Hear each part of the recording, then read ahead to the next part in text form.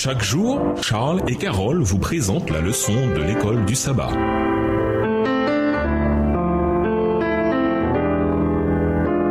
Bienvenue dans votre émission. Dieu nous parle. Nous voilà à la leçon de mardi, le don du décalogue. Lisons Exode 20, les versets 1 à 17. Quels sont les principes du décalogue et comment est-il organisé? Exode 20, les versets 1 à 17. Alors Dieu prononça toutes ces paroles en disant: Je suis l'Éternel ton Dieu qui t'ai fait sortir du pays d'Égypte, de la maison de servitude. Tu n'auras pas d'autre Dieu devant ma face. Tu ne te feras point d'image taillée, ni de représentation quelconque des choses qui sont en haut dans les cieux, qui sont en bas sur la terre et qui sont dans les eaux plus bas que la terre. Tu ne te prosterneras point devant elles, et tu ne les serviras point, car moi l'Éternel ton Dieu, je suis un Dieu jaloux qui punit l'iniquité des pères sur les enfants jusqu'à la 3e et la 4e génération de ceux qui me haïssent. Verset 6. Et qui fait miséricorde jusqu'en 1000 générations à ceux qui m'aiment et qui gardent mes commandements. Tu ne prendras point le nom de l'Éternel ton Dieu en vain, car l'Éternel ne laissera point impuni celui qui prendra son nom en vain. Souviens-toi du jour de repos pour le sanctifier. Tu travailleras 6 jours et tu feras tout ton ouvrage, mais le 7e jour est le jour du repos de l'Éternel ton Dieu. Tu ne feras aucun ouvrage, ni toi, ni ton fils, ni ta fille, ni ton serviteur, ni ta servante, ni ton bétail, ni l'étranger qui est dans tes portes. Verset 11. Car en 6 jours l'Éternel a fait les cieux, la terre et la mer, et tout ce qui y est contenu, et il s'est reposé le 7e jour. C'est pourquoi l'Éternel a béni le jour du repos et l'a sanctifié. Honore ton père et ta mère, afin que tes jours se prolongent dans le pays que l'Éternel ton Dieu te donne. Tu ne tueras point, tu ne commettras point d'adultère, tu ne déroberas point. Verset 16. Tu ne porteras point de faux témoignages contre ton prochain. Tu ne convoiteras point la maison de ton prochain, et tu ne convoiteras point la femme de ton prochain, ni son serviteur, ni sa servante, ni son bœuf, ni son âne, ni aucune chose qui appartienne à ton prochain. Remarquez que le décalogue ne commence pas par les commandements, mais par l'action bienveillante de Dieu en faveur de son peuple. Je suis le Seigneur ton Dieu, c'est moi qui t'ai fait sortir de l'Égypte, de la maison des esclaves.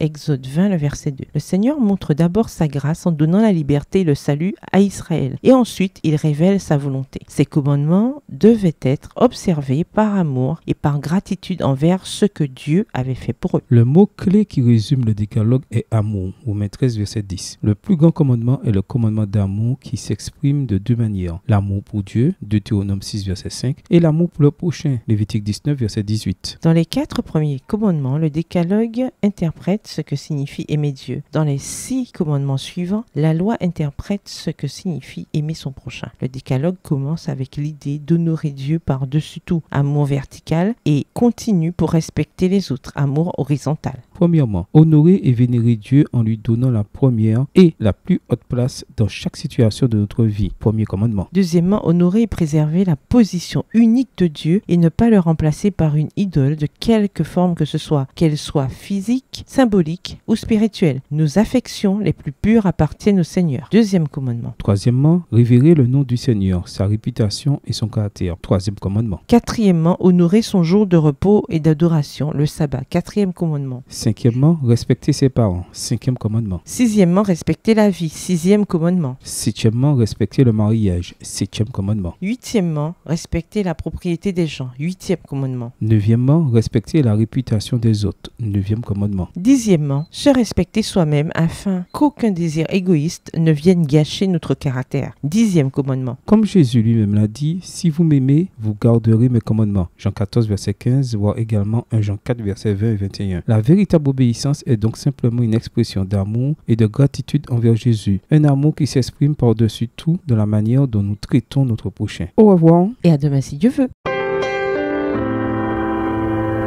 Dieu nous parle. Chaque jour, Charles et Carole vous présentent la leçon de l'école du sabbat.